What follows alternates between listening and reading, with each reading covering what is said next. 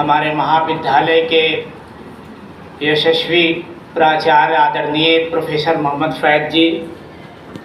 Associate professor जनाब सफ़ायत अहमद जी, निर्णायक मंडली के दो हमारे गणमान्य महानुभाव आदरणीय जफ़र इकबाल जैदी जी, आदरणीय गुफरान आलम जी, रागिब बाबर जी, अरशद अयूब जी, अफरोज़ जहीर जी, इधर बैठे हमारे साथी आफ्ताब आलम जी, बहाउद्दीन जी, अतिया मैम, इश्तियाक जी, अख्तर रजा जी, कफुलवरा जी और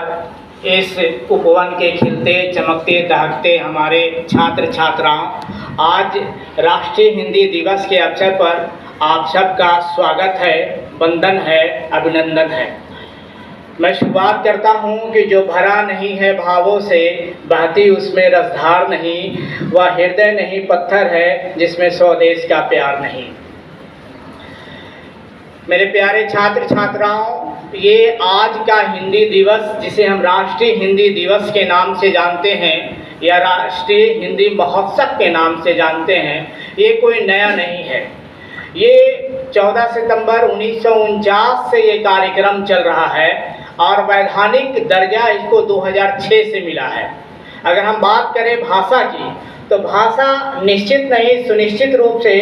दो दिलों को जोड़ने का काम करती है, चाहे वो भाषा उर्दू हो, हिंदी हो, अंग्रेजी हो या दुनिया की कोई भी भाषा हो। वो भाषा मनुष्य की अभिव्यक्ति का संचार है, मनुष्य की संवाहिका है, मनुष्य की सृजन शक्ति है। और इसीलिए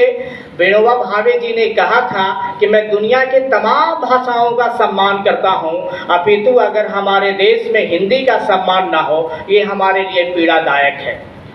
लेकिन भारत विविधताओं से भरा है। 4 कोस पे पानी बदले, 8 कोस पे पानी बदले,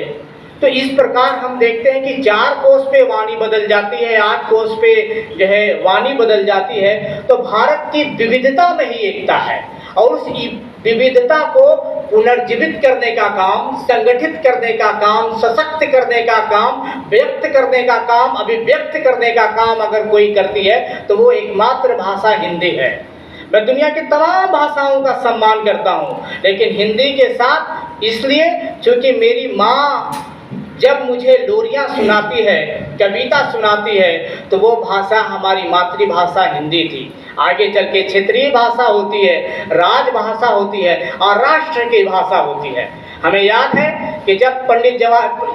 जवाहरलाल नेहरू और उसके बाद के प्रधानमंत्री यानी कि अटल बिहारी वाजपेयी जी संयुक्त राष्ट्र संघ में जब वो उठे अपनी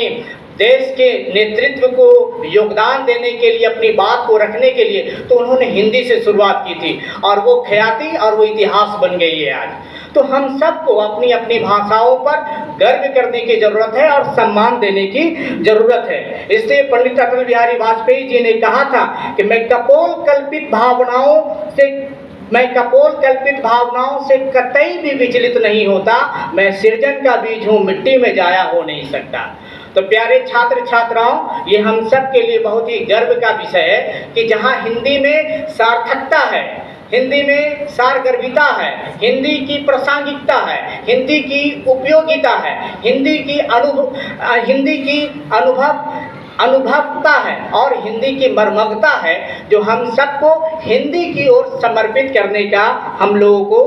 जो है एक शपथ दिलाने का काम करती है। तो इसी प्रकार कामिल बुल्के जी का भी एक कथन है, वो कहते थे कि नीज भाषा उन्नति है सब उन्नति का मूल, बिन नीज भाषा ज्ञान के मिटत नहीं को सूल। तो उन्होंने ये बातें इसलिए कही थी कि भारतीय सभ्यता संस्कृति जो सिंधु घाटी सभ्यता से निकलती है, तो वो लोग उसके बाद सा का उच्चारण हा में होने लगा, इस कारण इस देश का नाम हिंदुस्तान पड़ा और हिंद देश के बोलने वाले लोगों को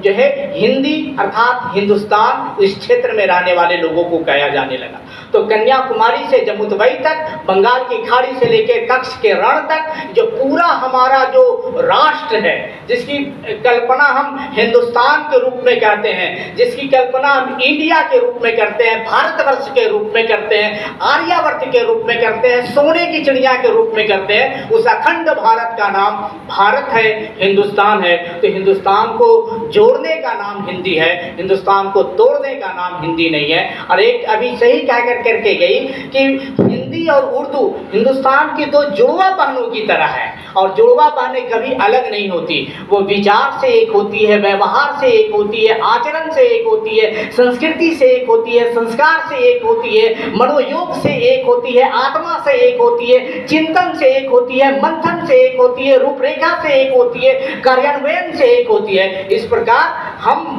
सभी भाषाओं का सम्मान करते हैं और ये हम करते रहेंगे। लेकिन दुर्भाग्य की बात है कि आज जो लोग अंग्रेजी बोलते हैं उसको बहुत बेहतरीन पर्सनालिटी वाले लोग कहे जाते हैं, लेकिन मेरा मानना है कि ऐसी बात नहीं है। और इसलिए ऐसी बात नहीं है कि मैं अंग्रेजी को एक भाषा मानता ही नहीं हूँ, वो इसलिए नहीं मानता हूँ कि अंग्रेजी को मैं एक स्किल के तौर पे लेता हूँ, है ना, एक स्किल के तौर पे लेता हूँ। मतलब कि अगर आपके पास अंग्रेजी बोलने की स्किल है, अंग्रेजी लिखने की स्किल है, तो आपको वो मौके, वो अवसर मिलेंगे, और जब आपके अंदर वो स्किल नहीं है तो आपको वो मौके नहीं मिलेंगे। इसलिए हमें अपनी मातृभाषा पर, हमें अपनी भाषा पर, जो हमारे राज्य की भाषा है, राष्ट्र की भाषा है, क्षेत्रीय भाषा है, स्थानीय भाषा है या मातृभाषा है, उस पर गर्व करने की आवश्यकता है। तो मेरे प्यारे छात्र छात्राओं, जब संविधान बन रहा था तो एक बड़ा विकट प्रश्न था संविधान सभा पे। तो डॉक्टर बाबा साहब आम्बेडकर जी ने कहा था कि इसको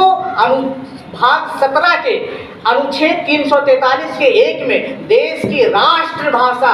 जिसको राजभाषा कहते हैं, राष्ट्रीय भाषा मैं नहीं कह रहा हूँ, कार्यालयी भाषा हिंदी होगी और लिपि देवनागरी होगी। लेकिन इसकी संकल्पना 1924 के बेलगांव भारतीय राष्ट्रीय कांग्रेस के अधिवेशन में तय किया गया था, और महात्मा गांधी जी